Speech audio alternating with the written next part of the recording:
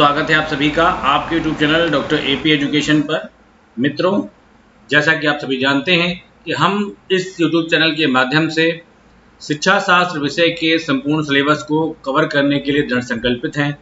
उसी श्रृंखला में हम सभी इस समय पूर्व की परीक्षाओं में पूछे गए कुछ प्रश्नों को सॉल्व कर रहे हैं कि किस प्रकार से हम जो कंटेंट हमने अभी तक पढ़ा है वो किस प्रकार से परीक्षा में पूछा जाता है, इस बात को हम समझ सकें। उसी श्रृंखला में आज फिर हम कुछ और महत्वपूर्ण प्रश्नों को सॉल्व करेंगे और समझने का प्रयास किया जाएगा कि कैसे हमारे कौन कौन से ऐसे टॉपिक हैं जिन्हें हमें अपनी तैयारी के समय पूरी वरीयता देनी है। तो चलिए हम लोग अपने आज के लेक्चर को स्टार्ट करते हैं।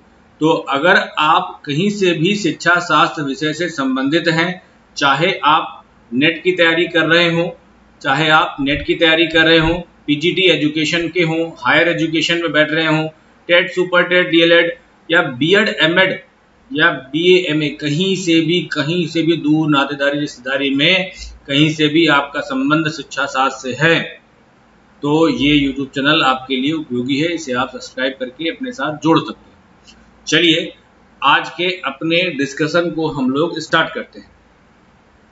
आज का अपना पहला प्रश्न है जो सांख्यिकी के पाठ से संबंधित है। क्या कहता है, आइए देखते हैं। यदि मूल प्राप्तांकों का मध्यमान 50 और मानक विचलन 10 है तो उस छात्र का मूल प्राप्तांक क्या होगा जिससे जेड स्कोर पर -2 अंक प्राप्त हुए हैं। तो ये साथियों कुछ विकल्प दिए गए हैं। इसका आंसर ये आपको सॉल्व करना पड़ेगा। ये कहाँ से संबंधित है, तो ये जेड स्कोर से संबंधित ही है। जेड स्कोर का एक फॉर्मूला है, उसी से ये सॉल्व होगा। तो सबसे पहले किसी भी न्यूमेरिकल को सॉल्व करने का जो एक बेसिक प्रिंसिपल है कि हमें जो भी चीज़ें हमारे क्वेश्चन में दी गई होती हैं उन्हें हम एक जगह काउंट नोट करते हैं। तो हमें मीन कितना दिया गया है, मीन हमें 50 दिया गया है। स्टैंडर्ड डेविएशन हमें कितना दिया गया है, वो हमें 10 दिया गया है। पूछा हमसे क्या गया है, पूछा हमसे मूल प्राप्तांक गया है और जेड का मान भी हमें -2 दिया गया है। तो मैंने आपको सांख्यिकीय परीक्षण के समय या परीक्षण की विशेषताओं के समय एक टॉपिक पढ़ाया था जिसमें आपको मैंने बताया था कि परीक्षणों की प्राप्तांकों की व्याख्यात्मकता, वहां पर हम प्राप्तांकों को सामान्य भाषा में जो हम एक्सप्लेन करते हैं वो आधार नहीं रहता है। कुछ मानक प्राप्तांकों में हम उसको बदलकर अपने प्राप्तांकों की हम व्याख्या करते हैं। तो उन्हीं मानक प्राप्तांकों में स्टैंडर्ड स्कोर्स में मैंने आपको T test, T score, Z score के बारे में भी पढ़ा रखा है। तो जब मैंने जेड स्कोर आपको पढ़ाया था तो उस समय एक फॉर्मूला बताया था x - m अपान स्टैंडर्ड डेविएशन। ये फॉर्मूला यहाँ पर लगेगा। जो भी चीज़ें दी गई हैं उनको हम पुट कर लेते हैं अपने फॉर्मूले में।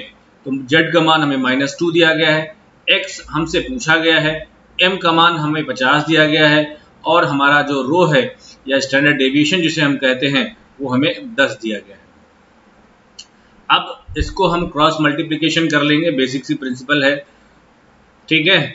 और ये हमारा x - 50 है यहाँ पर, तो ये कितना हो जाएगा, 20 हो गया और x - 50। इसे हम इस तरीके से भी लिख सकते हैं पक्षांतर करके, x = -20 + 50। जब ये इधर जाएगा तो ये प्लस में हो जाएगा ना, ठीक। तो प्लस माइनस क्या होता है, प्लस माइनस माइनस ही होता है। तो कितना हो जाएगा यहाँ पर, यहाँ बचेगा हमारे पास 30 और चिन्ह प्लस का ही होगा, साइन प्लस का ही होगा क्योंकि हमारे पास संख्या भी बड़ी कौन सी है, 50 की है। तो यहाँ विकल्प में हमारा ए ऑप्शन है और ये इस तरीके से आपका क्वेश्चन सॉल्व हो जाएगा। ध्यान बात का ये रखना है आगे। तो ये तो चलो इस तरीके से पूछा गया है। अब इस फॉर्मूले का प्रयोग करते हुए कुछ भी आपसे पूछा जा सकता है। मान लो सारी चीजें दी गई हूँ, आपसे स्टैंडर्ड डेविएशन पूछ लिया जाए, आपसे मीन पूछ लिया जाए या आपसे सीधे जेड स्कोर पूछ लिया जाए सारी चीजों का मान दे करके। तो इस तरीके से आपको ये फॉर्मूला याद रखना है और इसका प्रयोग हम किस प्रकार से सावधानी पूर्वक करेंगे ये भी मैंने आपको बता दिया। चलिए अगले प्रश्न की ओर चलते हैं। अगला प्रश्न हमसे ये कहता है कि एक IQ टेस्ट हमने बनाया है, बुद्धि लब्धि परीक्षण के संबंध में क्या सत्य नहीं है। जो एक हमने IQ टेस्ट बनाया है उसके बारे में क्या चीजें सत्य नहीं है। तो क्या उसमें उच्च विश्वसनीयता होनी चाहिए, क्या उसमें उच्च आंतरिक स्थिरता होनी चाहिए, क्या उसमें अच्छी प्रागुक्यात्मक वैधता यानी प्रिडिक्शन की एबिलिटी होनी चाहिए,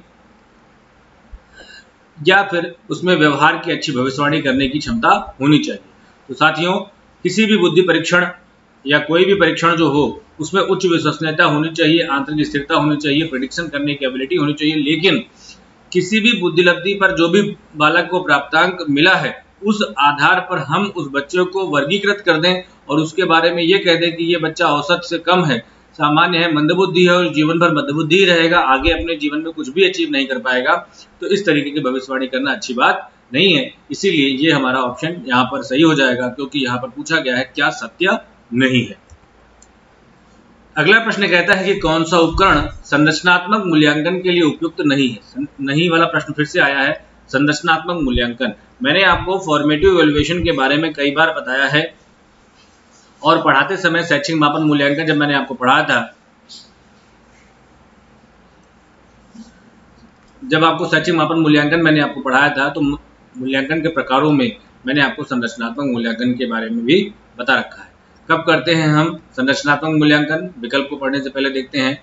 शिक्षण प्रक्रिया के दौरान, during the teaching learning process, हम ये फॉर्मेटिव इवैल्यूएशन करते हैं। देखो, फॉर्मेशन जब करना है, संरचना जब बनानी है, जब बन रहा हो तभी आप उसमें कुछ संशोधन कर भी सकते हैं। एक बार बन जाए, एक बार घर बन गया पूरी तरीके से तो फिर तोड़फोड़ करना दिक्कत होती है। तो इसी तरीके से संरचनात्मक मूल्यांकन में क्या क्या रहता है ये देख लो। दत्त कार्य रहता है, असाइनमेंट जिसे आप बोलते हो, जिसे आप असाइनमेंट कहते हो, ठीक है। ये आपका हो गया वर्बल क्वेश्चन, मौखिक प्रश्नों का क्विज और खेल। तो आपका सत्र परीक्षण, सत्र परीक्षण हमेशा वर्ष के अंत में करते हैं। कब करते हैं? सत्र परीक्षण वर्ष के अंत में। और ये कब होगा? वर्ष के दौरान, पढ़ाई के दौरान। तो यही आपका संरचनात्मक मूल्यांकन में संबंधित नहीं है। और ये संबंधित है किससे? ये संबंधित है योगात्मक मूल्यांकन से। किससे है? योगात्मक मूल्यांकन से संबंधित। अगला प्रश्न देखते हैं। अगला प्रश्न कहता है कि मानकीकृत है, ठीक है, मानवीकृत नहीं, ठीक है। मानकीकृत तथा शिक्षक निर्मित परीक्षणों में अंतर किस पहलू में देखने को हमें मिलता है? इसमें वस्तुनिष्ठता में अंतर रहता है, वैधता में रहता है, मानक में रहता है, उपरोक्त में कोई नहीं, ठीक है। तो हमेशा आप ध्यान रखिएगा कि एक स्टैंडर्ड टेस्ट और आपका एक शिक्षक निर्मित टेस्ट में जो सबसे बड़ा अंतर पाया जाता है वो मानक का ही पाया जाता है। और ये प्रश्न एक और प्रकार से पूछा जाता है कि शिक्षक निर्मित परीक्षण को, या फिर प्रश्न ऐसे होता है कि निम्नलिखित में से कौन सा अमानकीकृत परीक्षण है। प्रश्न पूछा जाता है निम्नलिखित में से कौन सा अमानकीकृत परीक्षण है, निम्नलिखित में से कौन सा अमानकीकृत परीक्षण है। तो हमारा सही जवाब होगा शिक्षक निर्मित परीक्षण। कई बार क्या होता है कि हम शिक्षकों के प्रति अपार आदर होने के कारण हम शिक्षक निर्मित परीक्षण को अमानकीकृत परीक्षण नहीं कहते, लेकिन शिक्षक निर्मित परीक्षण ही अमानकीकृत परीक्षण की श्रेणी में रखे जाते हैं, क्योंकि कोई भी एक मानकीकृत परीक्षण बनाने में कुछ नियमों का पालन करना पड़ता है, कुछ तकनीकी विशेषताएं होती हैं, कुछ व्यवहारिक विशेषताएं होती हैं, उन सब का पालन करते हुए हम वो परीक्षण बनाते हैं और उसमें थोड़ा सा समय लगता है, थोड़ा क्या अच्छा समय लग जाता है। इसीलिए और शिक्षक को क्या है, हर हफ्ते टेस्ट लेना है, मंथली टेस्ट लेना है उसको, इस तरीके से उसके पास बहुत सारे और भी वर्क रहते हैं, पढ़ाना भी है, इसलिए हम शिक्षक निर्मित परीक्षण को अमानकीकृत परीक्षण की श्रेणी में रखते हैं। आ जाओ भैया, निदानात्मक परीक्षण के लिए निम्नलिखित में से क्या नहीं ज्ञात किया जा सकता? निदानात्मक परीक्षण के लिए क्या नहीं ज्ञात किया जाता? शतांशीय मान नहीं ज्ञात करते, वैधता नहीं ज्ञात करते, विश्वसनीयता नहीं ज्ञात करते, या वस्तुनिष्ठता नहीं। तो ये भी आपका टेस्ट से संबंधित ही प्रश्न है। तो हम निदानात्मक परीक्षण के लिए वैधता ज्ञात करेंगे, वस्तुनिष्ठता ज्ञात करेंगे, विश्वसनीयता ज्ञात करेंगे, शतांशीय मान नहीं ज्ञात करेंगे, ठीक है। बाकी तो सब चीजें चेक की जाती है। चलिए अगला प्रश्न आता है, कह रहा है कि एक स्कूल का प्रधानाचार्य ये बता रहा है कि उसके स्कूल में एक वर्ग अंग्रेजी को प्रथम भाषा के रूप में चुनने वाला है और दूसरा एक वर्ग है अंग्रेजी को दूसरी भाषा के रूप में चुनने वाला है। तो वह अपने स्कूल का विवरण किस मापक का प्रयोग करके देता है? अनुपातिक मापक, क्रमिक, अंतराल या नामित मापक? तो ये प्रश्न आपका मापन के स्तरों से संबंधित है, स्केल ऑफ मेजरमेंट से, ठीक है। तो इसमें आपने पढ़ रखा है कि 4 प्रकार की हमारे पास होती है ना। एक हमारा नॉमिनल स्केल हो गया, एक हमारा ऑर्डिनल स्केल हो गया, तीसरा हमारा इंटरवल स्केल हो गया और चौथा हमारा रेशियो स्केल हो गया। तो ये पूछा गया है कि ये किस श्रेणी में आएगा। तो नॉमिनल स्केल में हम क्या रखते हैं किसी गुण विशेषता के आधार पर यदि हम किसी भी विषय वस्तु को या बालकों को दो वर्गों में विभाजित करते हैं तो वो हमारा क्या कहलाता है, नॉमिनल स्केल कहलाता है। और इसी वर्ग में अब दूसरा ऑर्डिनल स्केल में क्या आता है कि यदि हम किसी गुण विशेषता की के क्रम को अगर हम निर्धारित करते हैं, ठीक है, तो हमारा ऑर्डिनल स्केल आ जाता है। और यहाँ पर निश्चित दूरी की बात होती है। तो यहाँ पर आपको पढ़ने में भले लग जाए कि एक भाषा को प्रथम के रूप में है और दूसरी भाषा के रूप में है, लेकिन यहाँ पर सिर्फ दो वर्गों के रूप में बात को डिफाइन किया गया है, इसीलिए मेरे आधार पर ये नामित स्तर होना चाहिए।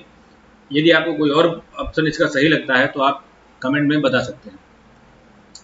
परीक्षा परिणाम को संतोषजनक बनाने के लिए 100 छात्रों के प्राप्तांकों में से प्रत्येक में 100 जोड़ा गया। पुराने और नए प्राप्तांकों के मध्य सहसंबंध क्या होगा? तो क्यों जोड़ा भाई? सब फेल हो गए होंगे और क्या। तो अगर आप अगर 100 छात्र हैं और 100 छात्रों के प्राप्तांकों में यदि आप सब में 10-10 जोड़ रहे हैं तो जो नया प्राप्तांक मिलेगा उसमें सहसंबंध क्या होगा? पुराने और नए में 1 होगा, 0 से अधिक या 1 से कम, 0 या -1 से अधिक या 0 से कम। तो 1 से तो कम सभी रहेंगे, क्या होगा? 0 से अधिक और 1 से कम, क्योंकि 10-10 जोड़ रहे हैं तो हो सकता है बढ़ेगा ही। दो स्वतंत्र चरों के बीच सहसंबंध कितना होता है? बहुत बढ़िया प्रश्न है, ठीक है, कंफ्यूजन क्रिएट करने वाला प्रश्न है ये। दो स्वतंत्र चरों के बीच सहसंबंध कितना होता है? 0 होता है, 1 होता है, -1 होता है। उपरोक्त में कई लोग 1 लगा सकते हैं, ठीक है, लेकिन दो स्वतंत्र चरों के बीच में 0 से संबंध होता है, तभी वो दो चर जो वेरिएबल हैं दोनों एक दूसरे को बिल्कुल भी प्रभावित नहीं करते। जिन चरों में 0 सहसंबंध होता है वही स्वतंत्र चर होते हैं और वो एक दूसरे को बिल्कुल भी प्रभावित नहीं करते। चलो एक और प्रश्न आ गया, सांख्यिकी का ही है। 90 छात्रों के प्राप्तांकों का माध्य, मापन नहीं माध्य, 6 है और 10 छात्रों के अन्य समूह का माध्य 8 है। यदि दोनों समूहों के प्राप्तांकों को एक जगह इकट्ठा कर दिया जाए तो माध्य का नया मान क्या होगा? तो ये क्वेश्चन जो है आप अगर मैथ में भी पढ़ेंगे तो ये औसत में आपको एक प्रश्न सॉल्व करने को मिलता है, तो ये वहीं से सॉल्व होगा, ठीक है। तो यहाँ पर फॉर्मूला हम देखते हैं क्या क्या है। N1 हमें कितना दिया गया है? 90 छात्र हो गए। और M1 कितना दिया गया है? पहले का मीन कितना दिया गया है? 6 दिया गया है। N2 हमें कितना दिया गया है? हमें 10 दिया गया है। और दूसरे समूह का हमें जो माध्य दिया गया है वो हमें 8 दिया गया है। अब हम फॉर्मूला क्या लगाएंगे? फॉर्मूला हम लगाते हैं N1 M1 plus N2 M2 अपान N1 प्लस N2, ये हमारा फॉर्मूला लगेगा नए माध्य के लिए। तो हमारा N1 का मान हमारे पास 90 है और M1 का मान हमारे पास 6 है। N2 का मान हमें 10 दिया गया है और M2 का मान हमारे पास 8 दिया गया है। N1 हमारा 90 है और N2 हमारा 10 है। तो 9 छाक 54 हो गया 540 और 10 अट्ठे हो गया 80 और नीचे हो गया हमारा 100। और ये कितना हो जाएगा? 540 में 80 जोड़ोगे तो 540, 60, 600 और 620 है ना, बटे 100। ये 0 तो 0 मान लो काट दो तो कितना बचेगा? 6.2 आ जाएगा। कहीं है यहाँ पर? हाँ, यहाँ दिया गया है 6.2 हमारा ये आंसर आपको मिल जाएगा। चलिए भाई अगला प्रश्न देखते हैं। फिर भी ये न्यूमेरिकल का ही है। इसमें क्या पूछा गया है? ये अंक दिए गए हैं, उनकी क्या पूछा गया है? मीडियन पूछा गया, माध्यिका पूछी गई, मीडियन पूछा गया, मीन नहीं पूछा गया, माध्य नहीं लिखा है, ठीक है। ये क्या लिखा है? माध्यिका लिखा हुआ। तो कितने हैं पहले ये देख लेते हैं, ठीक, क्योंकि माध्यिका के लिए जो हमारे पास फॉर्मूला है वो कितना है? 2 है। एक सम संख्याएं हैं तो, और दूसरा हमारा विषम संख्याएं हैं तो कितनी दी गई हैं? 1, इसको मत गिनो, ठीक, 2, 3, 4, 5, 6, 7, 8, 9, 10, 11 और 12, ये 12 संख्याएं दी गई, यानी सम संख्याएं हमारे पास दी गई। तो हमारा फॉर्मूला दूसरा लगेगा। सम संख्याओं के लिए हम फॉर्मूला क्या लगाते हैं? मध्य की दो संख्याओं का, एक लंबा फॉर्मूला है उसके चक्कर मत पड़ो, ये याद रखो। मध्य की दो संख्याओं का योग, मध्य की दो, यदि सम है तो मध्य की दो संख्याओं का योग बटे 2, ये फॉर्मूला लगाओ। अब चूंकि एक बात आपको ध्यान में रखना है, तो मध्य की कौन सी दो संख्या रख दें? आप ये वाला रखोगे? नहीं, ध्यान रखना है हमेशा कि जब भी कभी क्रम सूचक, माध्यिका हमारे क्या है? क्रम बताने वाली क्रम सूचक सांख्यिकी है। और जब भी कभी आप क्रम सूचक सांख्यिकी के सवाल को हल करेंगे तो सबसे पहला काम आपको दिए गए आंकड़ों को क्रम में लगाना है, तो सबसे पहले इसको हम आरोही या अवरोही क्रम में लगाएंगे। ठीक है, तो यहाँ पर हमारे पास 12 हो जानी चाहिए। 1 2 3 4 5 6 7 8 9 10 और 11 और 12। ये इसलिए ले लेते हैं, जरूरी नहीं है कि सारी डिजिट आ गई या नहीं आ गई, कभी कभी होता है कि हमारी छूट जाती है, तो जो मिले उसको काटते जाओ। ये हो गया हमारी पहली सबसे छोटी संख्या ना। उसके बाद क्या है हमारे पास, उसके बाद 22 दिया हुआ है। ठीक, उसके बाद हमें क्या दिया गया है, 25 दिया गया है। उसके बाद हमें क्या दिया गया है, 28 है। ठीक है, उसके बाद हमारा क्या हो जाएगा, 28 हो जाएगा, 28 कट गया। उसके बाद हमारे पास 29 दिया गया है, 29 हो जाएगा। उसके बाद हमारे पास क्या है, 30 है। ठीक है, 30 के बाद देख रहे हो 35 है। ठीक है, 35 लिख लिया हम लोगों ने। उसके बाद हमारा कितना हो गया, ये हमारा 40 हो गया। उसके बाद हमारा कितना है, 45। ओके, 45 हो गया। और उसके बाद 42 होगा, है ना। उसके बाद हमारा 42 होगा और उसके बाद हमारा 45। ठीक, उसके बाद 50 60 दो बच रहे हैं, 50 और 60। ठीक, चलो भाई, तो अब क्या करते हैं, 12 है तो 5 1 2 3 4 5 इधर का निकाल दो, 1 2 3 4 5 इधर के निकाल दो, ये छोड़ दो इधर के और ये छोड़ दो इधर के। दो संख्याएं मध्य की कौन सी बची, 30 और 35। तो यहाँ पर रख लो 30 प्लस 35/2, तो ये कितना हो जाएगा, 65 हो जाएगा ना, 65/2।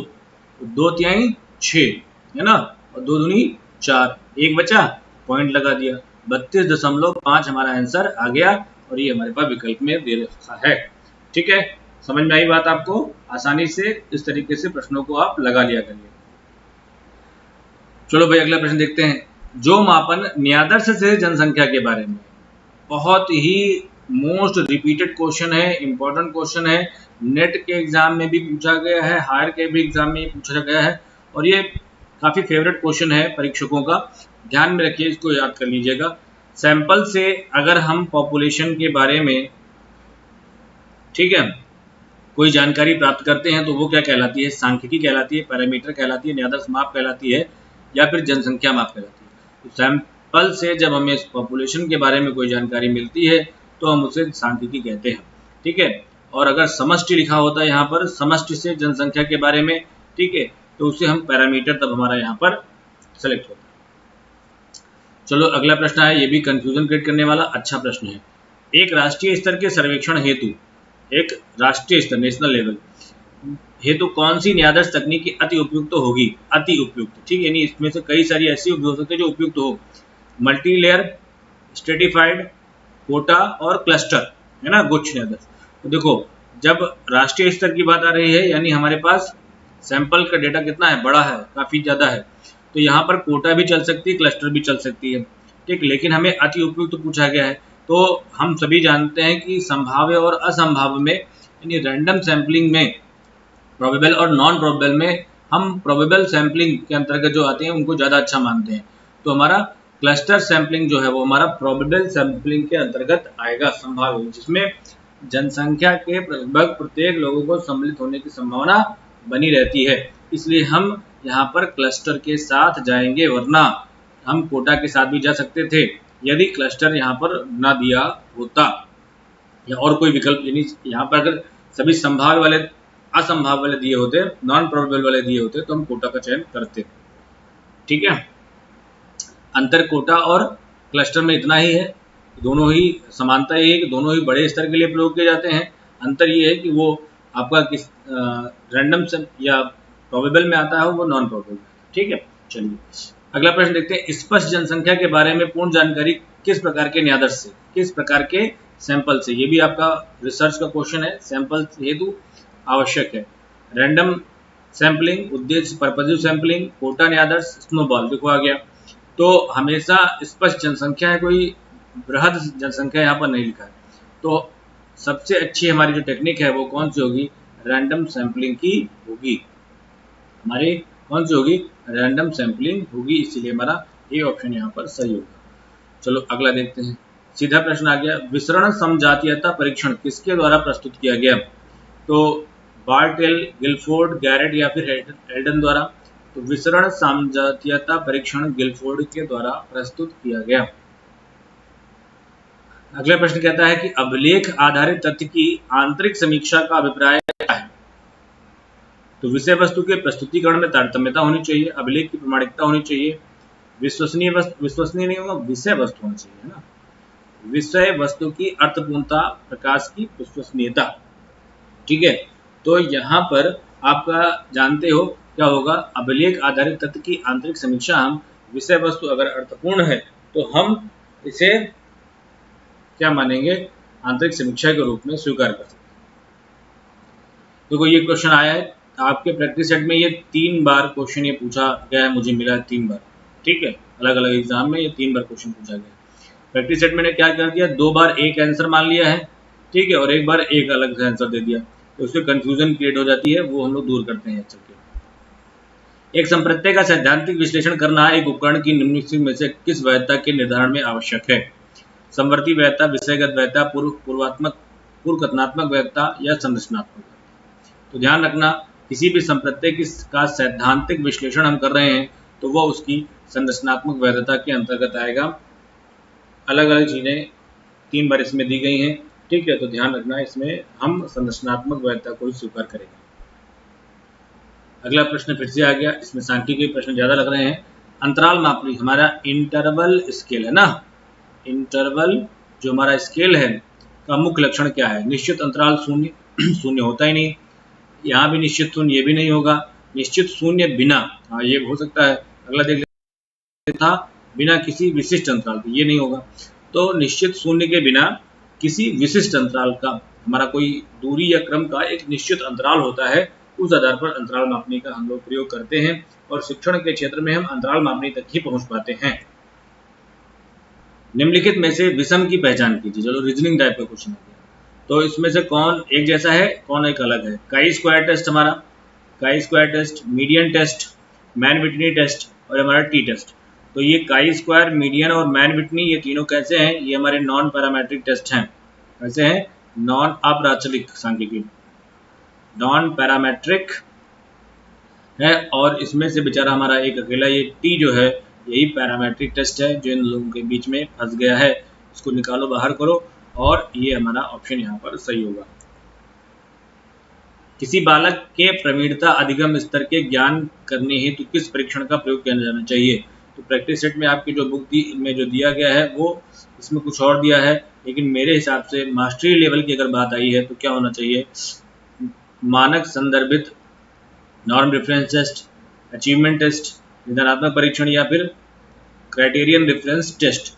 तो मेरे हिसाब से प्रवीणता अधिगम की अगर बात चल रही है तो यहाँ पर मास्टरी लेवल की बात आपके क्राइटेरियन रेफरेंस टेस्ट में ज़्यादा कही जाती है। चलो भाई अगला प्रश्न देखते हैं। 8वीं कक्षा के विद्यार्थियों को उनकी बुद्धि लब्धि, उनके IQ के आधार पर कितने समूहों में बांट दिया गया? हमारे पास 4 ग्रुप हो गए।